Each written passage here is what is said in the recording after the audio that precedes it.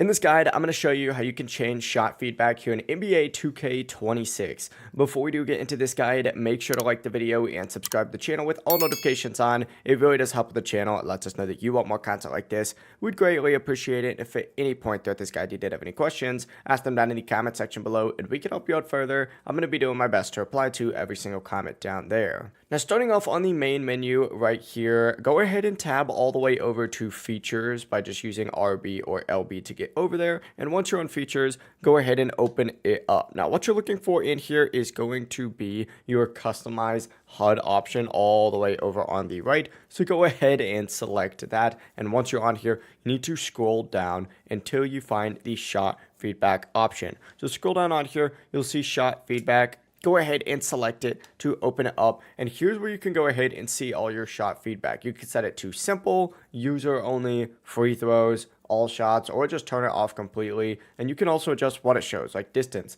timing, free throw percentage, and of course coverage, plus when and where it appears on screen. There's a lot of stuff that you could go ahead and customize. For example, if I go ahead and do that, it'll put it on the rim. I actually like it like this, but let's see that shot meter too.